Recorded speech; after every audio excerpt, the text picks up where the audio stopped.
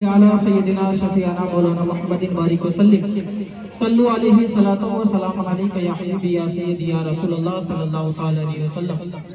अजीज़ानी मिल्लत इस्लामिया जिनके सर खाली हैं वो अपने सरों को टोपी और रुमाल से ढक लिया कीजिए, क्योंकि ये पाकीज़ा बज़्म है।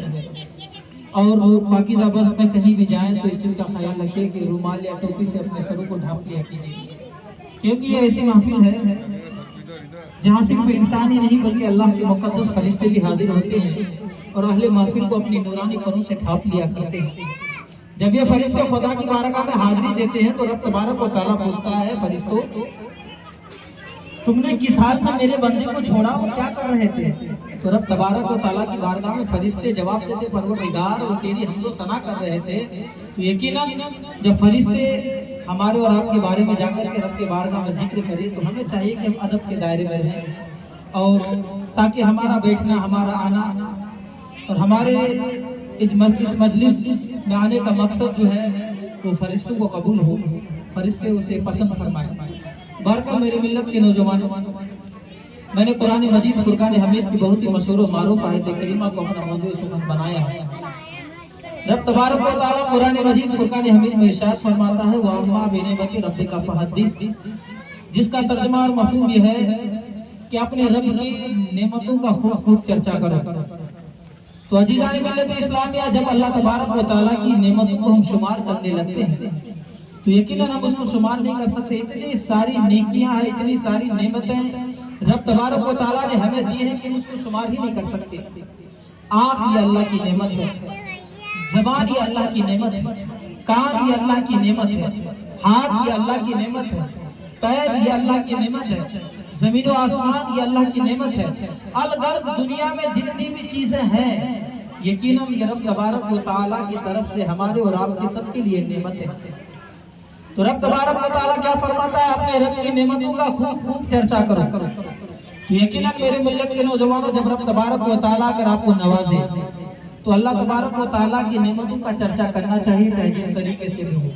लेकिन हाँ, दिखावे के लिए न हो कि हमारा जो प्रोग्राम है दूसरा देखे तो कहे कि अरे वाह क्या बात है, फला साहब ने तो इतना बेहतरीन प्रोग्राम किया। ये नियत ना हो। अगर ये नियत करेंगे तो फिर आपको कुछ अजर मिलने वाला नहीं है। सिर्फ नियत ये होनी चाहिए कि परवरदिगार, आज का जो बस आज की जो महफिल है, परवरदिगार मैं तेरी रजा के खातिर किया हूँ, मौला इसको अपनी बारगाह में कबूल फरमा। यकीनन जब रब तबारक व तआला अपनी बारगाह में कबूल फरमाएगा तो आज ये रस्म मंगनी यकीनन दोनों जहान में कामयाब होता हुआ नजर आएगा। आज हम और आप यहाँ जमा हुए, एकत्रित हुए, इकट्ठा हुए, जमा हुए, इसका लक्ष्य और मकसद क्या है? इसका मकसद ये है कि बस सिलसिले रस्म मंगनी हम और आप यहाँ जमा हुए और आली जनाब शेख सलीम साहब ने अपने घरों में प्रोग्राम मुनक्किद किया और बोला तो रिश्ता, ये रस्म मंगनी जो है ये ऐलान निकाह है। गोया कि इसमें ऐलान किया जाता है कि सलीम साहब का लड़का शेख इरफान साहब और अब्दुल सलीम साहब की दोस्तर नेक अख्तर अल्फिया अंजुम साहिबा, पता है ताजनगर नंबर 2 अमरावती, और शेख इरफान साहब इनका पता है इंकियापुरा अमरावती। दोनों के दरमियान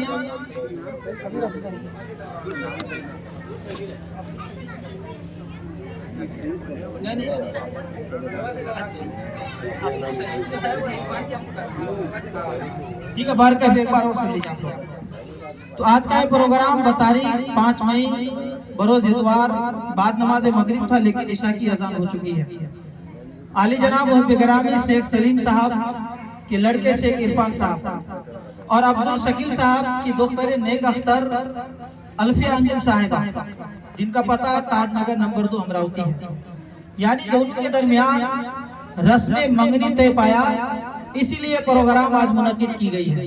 तो लिहाजा आप लोग अल्लाह की बारगाह में दुआ कीजिए कि रब तबारक व तआला इस रस्म मंगनी को अपनी बारगाह में कबूल अता फरमाए और शादी होने तक इस रस्म मंगनी को अपने हिफ्ज़ व अमान में रखे, क्योंकि आज हमारा मुआशरा इस कदर गिर चुका है, इस कदर गिरी हुई हरकतों का शिकार हो चुका है कि अगर किसी बच्चे या बच्ची का निकाह हो रहा है तो उसको तोड़ने के पीछे लगे रहते हैं।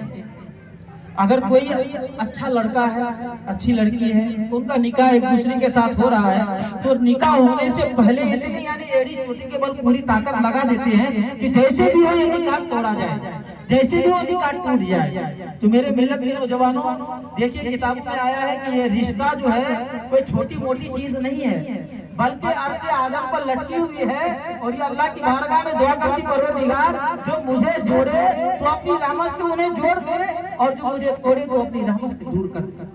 तो अब देखिए रिश्ता कितनी पाकीज़ा चीज है कि अगर आप इसको जोड़ने का काम करते हैं तो अल्लाह की बारगाह में दुआ करती कि परवरदिगार उन्हें तो अपने रहमत से जोड़ दे। लेकिन अगर हम तोड़ने का काम करते हैं तो ये रिश्ता क्या है? अल्लाह की बारगाह में दुआ करती मौला उसे तोड़ दे। किसे तोड़ दे? जो तोड़ने का काम किया। फिर आप बताएं, फिर आप खुश रहेंगे?